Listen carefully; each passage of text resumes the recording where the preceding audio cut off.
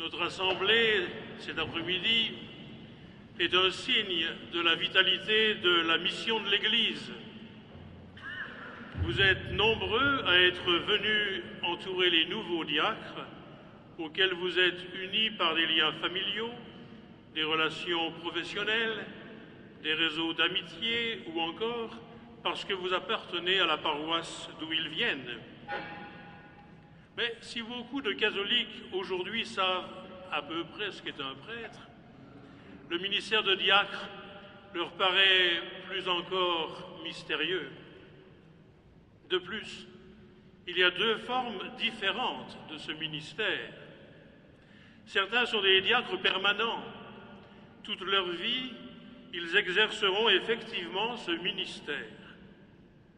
Il en est ainsi pour Yves et Christian, qui rejoindront les diacres permanents de notre diocèse.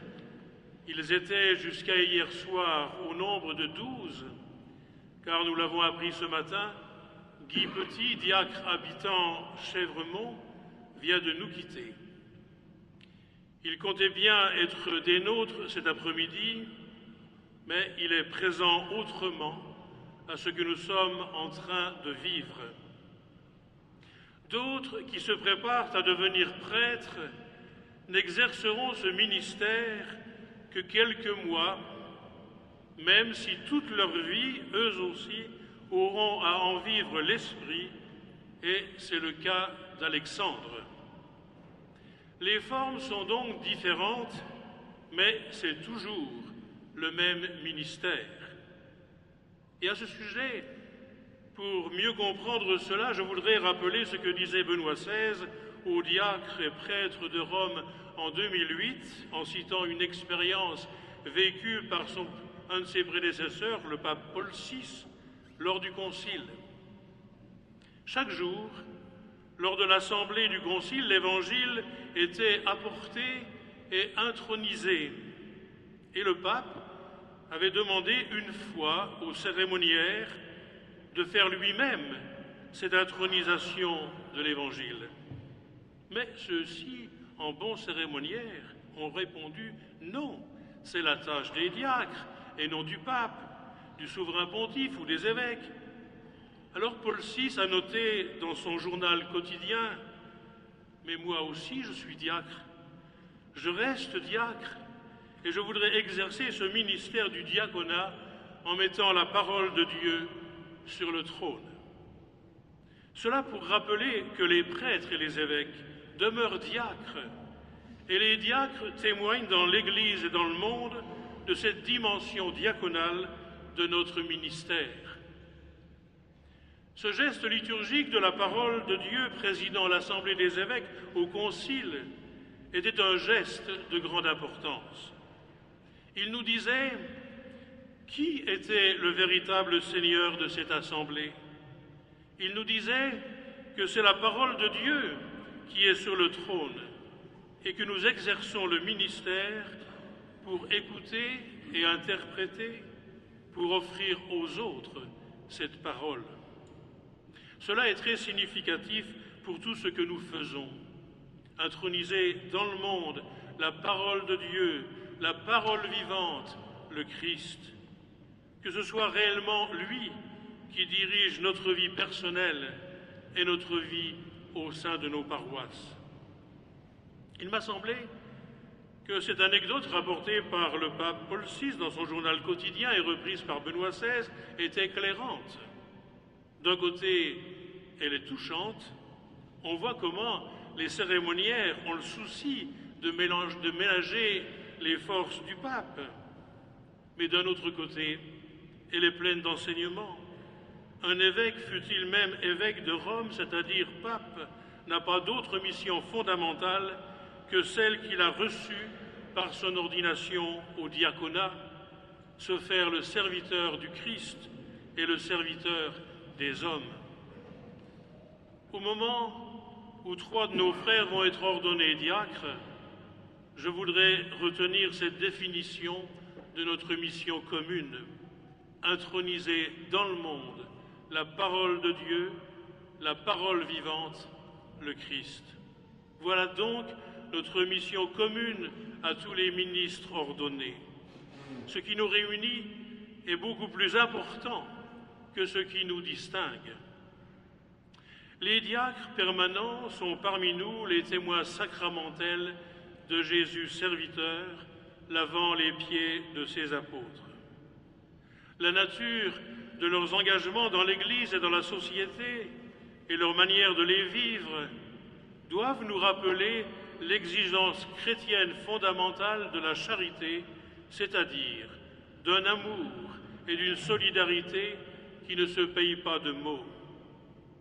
Nous n'aurons jamais fini de nous émerveiller devant le Christ aux pieds de ses disciples, devant le Christ prenant la dernière place pour faire des plus rejetés de nos frères des bâtisseurs d'humanité et des bâtisseurs du royaume. Les diacres ne se proposent pas pour devenir des super militants dont on rêverait pour remplacer les prêtres moins nombreux et pour nous permettre de continuer à vivre confortablement notre vie chrétienne comme si de rien n'était. Je ne les ordonne pas pour qu'ils assurent le confort de leur communauté. Je les ordonne pour qu'ils soient les témoins sacramentels du Christ serviteur, c'est-à-dire qu'ils mettent toute leur force et leur temps dont ils disposent au service de cette mission de l'Église d'être servante de l'Évangile et des hommes de notre temps. C'est pourquoi leur ordination ne les consacre pas simplement pour exercer les quelques tâches qui leur seront confiées, elle les consacre pour qu'ils soient un signe à travers l'ensemble de leur existence.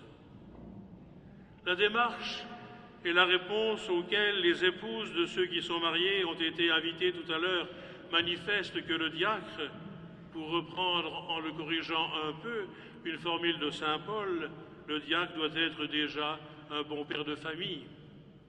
Les diacres sont serviteurs dans leur famille, serviteurs dans leur vie professionnelle, dans leur vie de relation. Baptisés, confirmés, ils sont de plus ordonnés pour manifester le lien étroit entre la louange que le peuple de Dieu est invité à rendre à son Seigneur et les réalités humaines à travers lesquelles s'accomplit leur existence.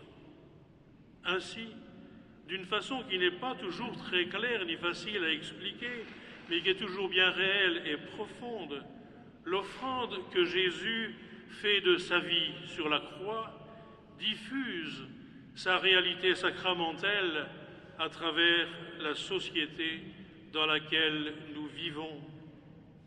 Chers amis, en vous ordonnant diacre, je vous associe au ministère apostolique qui m'a été confié.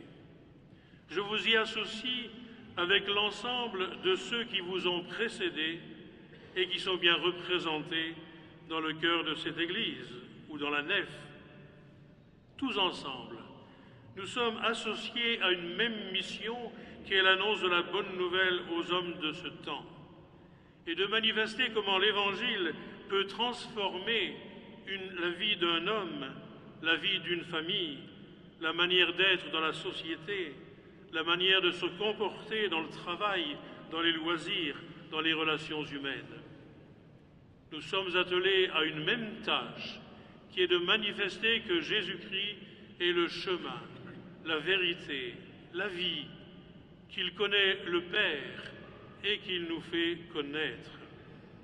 Nous sommes engagés dans la mission de l'Église et c'est là notre joie, parce que de chacune de nos vies, si pauvres que nous puissions les juger, Dieu fait l'instrument avec lequel il va montrer aux hommes le chemin du salut.